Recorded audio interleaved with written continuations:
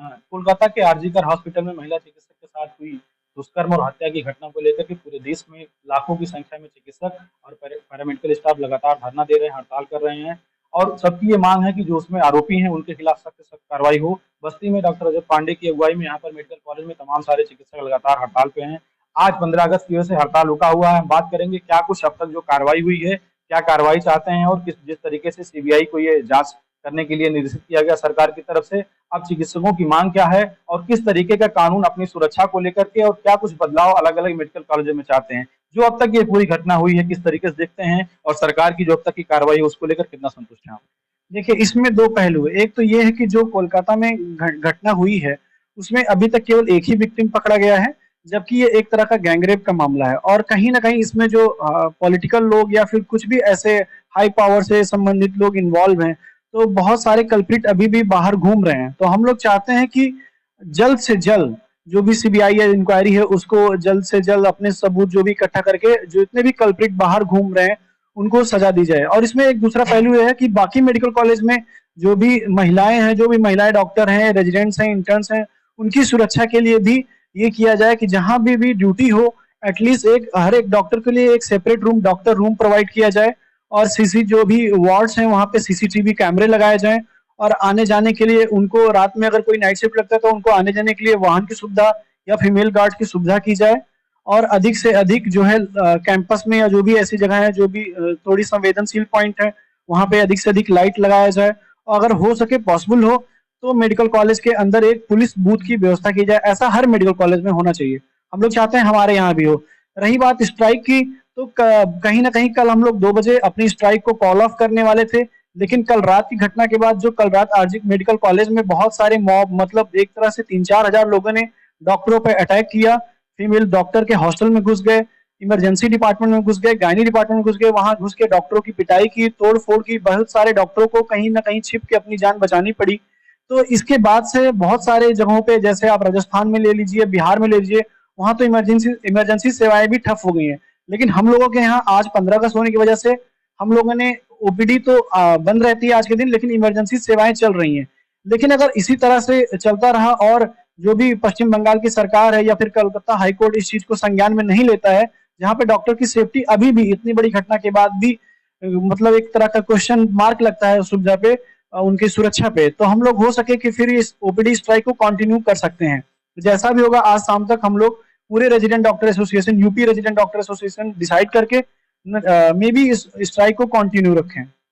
सुरक्षा की बात आपने की, चाहे वो सेमिनार हॉल की बात हो जहाँ पे घटना हुई जिस हॉस्पिटल में, या पूरे देश के अलग अलग मेडिकल कॉलेजों की बात हो, कितना सुरक्षा तंत्र मजबूत है, चाहे वो सीसीटीवी की बात हो, पुलिस कर्मियों की सुरक्षा की बात हो, या जो मेडिकल कॉलेज के स्तर से सिक्योरिटी कर्मी लगाए जाते हैं, कितना सुरक्षित है आज जो मेडिकल कर्मचारी? देखिए, सुरक्षा के दृष्टि से तो सारे मेडिकल कॉलेज बहुत ही मतलब असंवेदनशील है। देखा जाए तो बहुत सारे मेडिकल कॉलेज में अभी भी बहुत सारे वार्ड्स में, बहुत सारे हॉस्टल में जो भी संवेदनशील पॉइंट्स होते हैं, जैसे कहीं हॉस्टल के एंट्री एग्जिट पॉइंट, वहां पे भी सीसीटीवी कैमरा होना चाहिए। वार्ड्स में जहाँ पे बहुत सारे पेशेंट एडमिट होते हैं वहां सीसीटीवी होना चाहिए।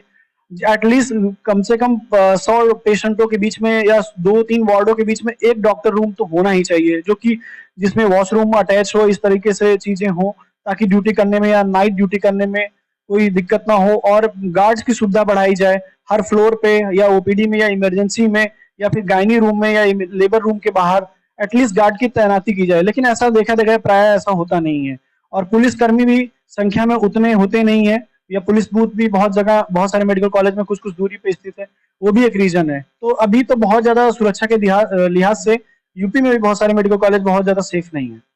जो मीडिया रिपोर्ट्स आ रही है उसमें ये कहा जा रहा है कि 150 ग्राम के आसपास वीर मिला है और एक कोई हड्डी बताई जा रही है कि जो पूरी तरीके से टूटी हुई बताई जा रही है। क्या कुछ जानकारी आपको मिली? जी, हमको जैसा कि जो भी मतलब जो हमारी जो लड़की डॉक्टर थी जिसके पेरेंट्स ने, जैसा कि मतलब इंटरव्यू में न्यूज चैनल में बताया है, उन्होंने बताया कि लड़की का पैर दोनों बेड पे राइट एंगल पे था, जिससे कि एक हमारी जो मेन हिप बोन होती है, पेल्विक गर्डल होती है, वो फ्रैक्चर है। ऐसा तभी हो सकता है जब प्राय 3 से 4 लोग इन्वॉल्व हुए और सीमन का अमाउंट जो है 150 ml या 100 ml, ये एक नॉर्मल पर्सन में 20 से 30 ml से ज्यादा कोई बात ही नहीं होती, उससे ज्यादा सीमन डिस्चार्ज ही नहीं कर सकता पर्सन। तो कहीं ना कहीं 4 से 5 लोग का इन्वॉल्वमेंट लगता है। और जो इंजरीज हैं कि जैसे नोज ब्लीड है, आई से ब्लीड है, गले की हड्डी टूटी हुई है, थाई पे भी बहुत सारे मार्क हैं, तो ऐसा लगता है कि 4 से 5 या 3 से 4 लोग मिनिमम रहे होंगे इस घटना में। इस घटना को आप अरेस्ट ऑफ रेप मांग करके क्या कानूनी कार्रवाई की सजा की क्या मांग करें? ये कहीं न कहीं हम लोग ये बोलना चाहते हैं, ये एकदम एग्ज़ैक्टली निर्भया पॉइंट 2 है। निर्भया पॉइंट 2 है, तो जैसे उसमें मैक्सिमम एक्यूज़्ड को फांसी की सज़ा दी गई, तो हम लोग ये चाहते हैं जल्द से जल्द सारे विक्टिम को पकड़ा जाए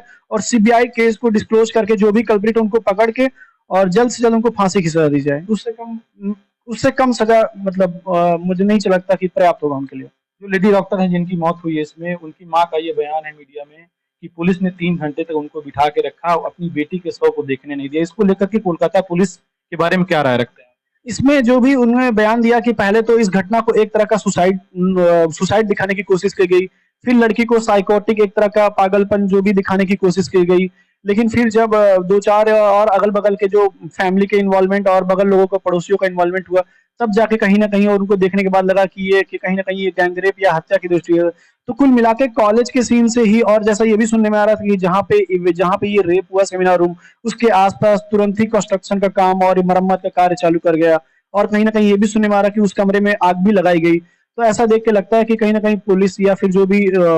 इवन प्रिंसिपल्स जो वहाँ के मेडिकल कॉलेज के प्रिंसिपल वो खुद डाउट के घेरे में है कि वो विदिन 12 आवर उनको दूसरे कॉलेज का प्रिंसिपल बना दिया गया। तो पहली दृष्टि देख के यही लगता है कि इस पूरे तरीके से इस केस को दबाने की कोशिश की गई है। पुलिस की तरफ से तो काफ़ी लापरवाही लगती है, देख के यही लगता है शुरू में। कल से फिर आप लोगों का हड़ताल उसी तरीके से जारी रहेगा? मोस्ट लाइकली यही है कि अगर आज अगर resident doctor association UP resident doctor association अगर डिसाइड करता है कि स्ट्राइक कंटिन्यू रहेगी, तो मे बी ओपीडी सेवाएँ कल से फिर से बंद रहेंगी। ये थे डॉक्टर रजत पांडे जिनका साफ तौर पर ये कहना है कि जिस तरीके से कोलकाता में एक लेडी डॉक्टर के साथ पहले दुष्कर्म हुआ, गैंगरेप हुआ, उसके बाद उसकी निर्मम तरीके से हत्या कर दी गई। इसको इन्होंने निर्भया 2 बताया है। जिस तरीके से पूरी घटना अब तक हुई है और इसमें जो भी आरोपी हैं पहले तो सबकी गिरफ्तारी हो, हालाँकि अभी तक एक ही गिरफ्तारी जो संजय राव करके आरोपी हैं उनकी गिरफ्तारी हुई है। लेकिन अब जो चीज़ें निकल कर छन कर सामने आ रही हैं, उसमें साफ तौर पर ये नज़र आ रहा है कि इसमें संख्या 2 या 3 रही होगी क्योंकि जो स्पर्म मिला है, जो वीर्य मिला है 150 एमएल के आसपास, इसके अलावा जो उनके शरीर की डॉक्टर की स्थिति जिस तरीके से चोट लगे हैं, शरीर में चोट के निशान हैं, तो संख्या निश्चित तौर पर 2 या 3 रही होगी। सीबीआई जांच लगातार चल रही है। कल सीबीआई टीम वहां पर हॉस्पिटल में पहुंची, लोकल जो पुलिस है उससे सारे जो अभिलेख हैं, जो एविडेंस है वो कलेक्ट किए और सबसे अहम बात है कि सीबीआई टीम में 25 सदस्य हैं और तीनों को 3 तरीके से इसमें 3 टीम बनाई गई है, जिसमें अलग-अलग सर्विलांस सेल भी है, जो विधि विज्ञान प्रयोगशाला जो फॉरेंसिक टीम होती है वो भी इसमें है और तमाम सारे बिंदुओं पर लगातार जांच हो रही है। लगातार कोलकाता सरकार सवालों के घेरे में है, वहां की कानून व्यवस्था सरकार सवालों के घेरे में है और कल फिर से एक बार जो है ये हड़ताल जारी रहेगा। कैमरा पर्सन हरि के साथ बस्ती से विवेक कुमार मिश्रा।